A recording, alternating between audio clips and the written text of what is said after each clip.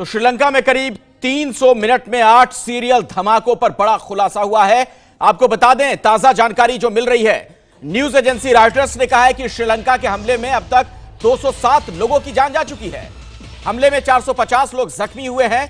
और दूसरी बड़ी खबर भी आपको दे दें, श्रीलंका के रक्षा मंत्री विजयवर्धने ने सीरियल धमाकों को आतंकी हमला कहा है। रक्षा मंत्री ने धार्मिक कट्टरपंथियों को हमले के लिए जिम्मेदार ठहराया। श्रीलंका में हमले के लिए अब तक 7 लोगों को गिरफ्तार भी किया गया है। तो यह ताजा जानकारी मिल रही है हमें, लेकिन अभी तक हमले की जो साजिश है उसका खुलासा नहीं हो पाया है। किस आतंकी संगठन ने इस हमले को अंजाम दिया, इस बाबत पुख्ता तौर पर जानकारी नहीं मिल पाई है। और इस मामले में ताजा जानकारी के लिए सीधे मैं आपको लिए चलता हूं। एबीपी न्यूज संवाददाता पिंकी राजपुरोहित मेरे साथ जुड़ गई हैं। पिंकी, कुछ और अपडेट है, कुछ और जानकारी अभी आपको मिल पा रही है? कौन लोग इस हमले के पीछे? देखिए अखिलेश, बिल्कुल पहले भी जैसे हम बता रहे थे कि सस्पेक्ट्स जो है उन्हें अरेस्ट किया जा चुका है। 7 सस्पेक्ट को जो है अरेस्ट किया। इस पूरे कनेक्शन में जो जानकारी स्टेट मिनिस्टर ऑफ डिफेंस के जरिए जो स्टेटमेंट जो जारी किया उनमें उसमें ये बताया गया कि 7 सस्पेक्ट जो है उन्हें फिलहाल गिरफ्त में लिया है ताकि इस पर और जानकारी ली जा सके। साथ ही मैक्सिमम जो ब्लास्ट हुए हैं उसे सुसाइड बॉम्ब अटैक्स जो है वो करार दिया गया है। ये औपचारिक तौर पर पहली बार जो है औपचारिक तौर पर बताया गया है श्रीलंकन गवर्नमेंट की ओर से कि मैक्सिमम जो ब्लास्ट हुए हैं वो सुसाइड बॉम्ब अटैक्स थे। और इसी कनेक्शन में 7 सस्पेक्ट्स को गिरफ्त में ले लिया गया है। और साथ ही मरने वालों की संख्या 207 पहुंच चुकी है। वहीं 450 से ज्यादा अब भी घायल है, कई जो गंभीर रूप से घायल है। और यही कारण है कि लगातार यह आंकड़ा जो है वो लगातार बढ़ता जा रहा है। और 27 फॉरेनर्स बताए जा रहे हैं।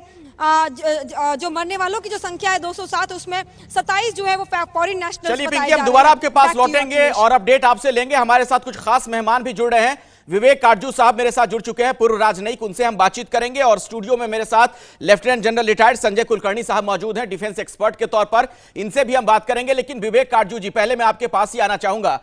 भारत के संदर्भ में जरा बताइए कि हमारे लिए कितनी बड़ी चिंता की बात है श्रीलंका में जो आज ये हमला हुआ है, और आपके मुताबिक कौन लोग इसके पीछे हो सकते हैं?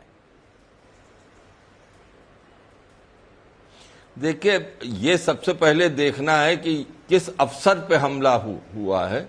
ये आज ईस्टर संडे है और क्रिश्चियन मसीही ईसाई जो धर्म स्थान है वो निशाने पर रहे हैं।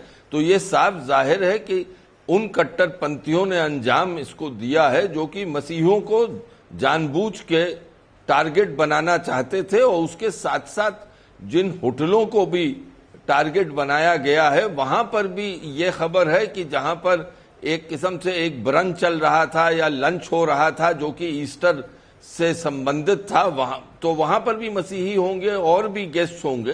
तो ये तो एक आक्रमण है और इस आक्रमण को बहुत गंभीरता से लेना है। ना श्रीलंका को तो लेना ही लेना है, लेकिन भारत को भी इसको बहुत गंभीरता से लेना है, क्योंकि अगर श्रीलंका में ऐसे धमाके हो सकते हैं तो हमें भी बहुत सचेत हो जाना पड़ेगा क्योंकि वो गुट, वो शक्तियां जिन्होंने इसको अंजाम दिया है, उनकी नजर कहां तक गई है। बिल्कुल सही कह रहे हैं सर आप। देखना पड़ेगा जी, हमारी दहलीज तक ये खतरा पहुंच चुका है। बिल्कुल सही आप कह रहे हैं। मेरे साथ संजय कुलकर्णी भी यहां पर मौजूद हैं, डिफेंस एक्सपर्ट के तौर पर। संजय कुलकर्णी जी, आपको क्या लग रहा है, आपकी जानकारी के मुताबिक इस हमले के पीछे कौन, और ये जो कड़ियां आपस में जुड़ रही हैं, क्या ये माना जाए कि एक तरीके से अंतर्राष्ट्रीय समुदाय का ध्यान खींचने के लिए भी ये सब कुछ किया गया, चूंकि 5 स्टार होटलों को निशाने पर लिया गया है? इसमें कोई शक नहीं अखिलेश। आप देखिएगा 26/11 में क्या हुआ। तकरीबन 28 से फॉरेनर्स जब मारे गए, 10 देशों के वो फॉरेनर्स थे। पूरा अंतर्राष्ट्रीय पूरा जो अटेंशन है वो मुंबई ब्लास्ट पे आया। आज क्या हुआ है, आप देखते हैं कि 200 से ऊपर लोग मारे गए हैं। ईस्टर संडे है। जिस तरीके से 13 अप्रैल को यूके में 4 सस्पेक्ट्स अरेस्ट हुए थे। 10 दिन पहले श्रीलंका में ये घोषित कर दिया था कि इंडियन हाई कमीशन भी हो सकता है टारगेट। उनको मालूम था कि शायद ये हो रहा है। ये इस तरह का जो इंटरनेशनल, और आप देखिएगा कितना संयोजक है।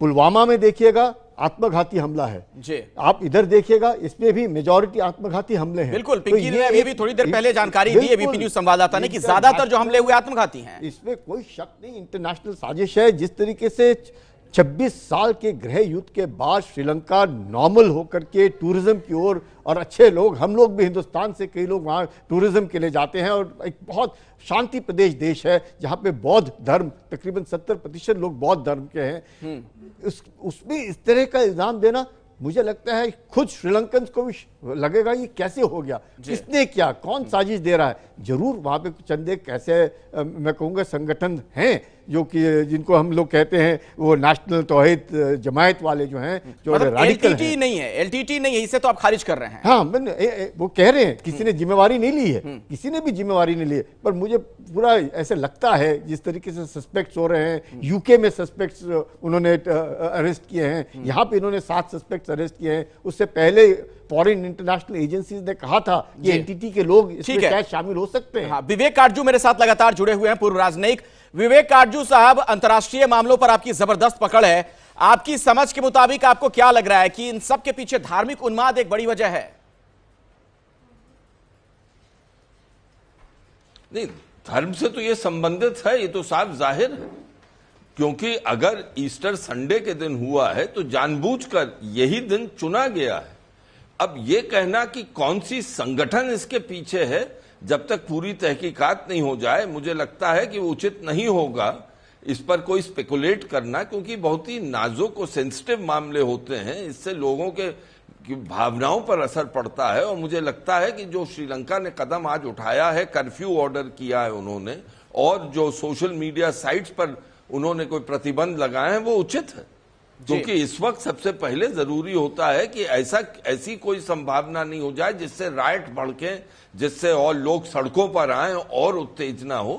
तो इस पर जिम्मेदारी के साथ हुकूमतों को, सरकारों को आगे बढ़ना पड़ता है, और श्रीलंका ठीक कर रहा है। हाँ, एक और चीज, जिस तरह भारत ने बयान दिए हैं, मोदी जी प्रधानमंत्री ने बयान दिया, उससे मुझे लगता है कि पूरा सहयोग हमारा रहेगा श्रीलंका के साथ कि इसकी तह तक हम जाएं, और उसकी आवश्यकता श्रीलंका को ही नहीं हमें भी है। क्योंकि जैसे आपने बिल्कुल ठीक कहा, ये हमारी दहलीज पर है। जो लोग उनको निशाना बना रहे हैं, क्या उनकी नजर हम पर नहीं थी? इसको सोचने की बात है, बहुत गंभीरता से लेने की बात है इसको। बिल्कुल आप सही कह रहे हैं। जरा पिंकी राजपुरोहित का रुख कर लेते हैं, एबीपी न्यूज संवाददाता लगातार हमारे साथ जुड़ी हुई हैं। पिंकी, अभी थोड़ी देर पहले भी आप इस बाबत जानकारी दे रही थी, आपने ये कहा था कि दरअसल ये जो हमला है इसमें ज्यादातर जो है वो आत्मघाती हमला है, क्या इसकी तस्दीक हो चुकी है? देखिए, बिल्कुल ऑफिशियली खुद जो स्टेट डिफेंस मिनिस्टर है उन्होंने खुद ये जानकारी जो है ऑफिशियली दी है कि मैक्सिमम जो भी हमले हुए हैं वो आत्मघाती हमले हुए हैं, और इसी के मद्देनजर 7 सस्पेक्ट को जो है डिटेन कर लिया गया है, और अब पूरी तरह से पूछताछ लगातार जारी है।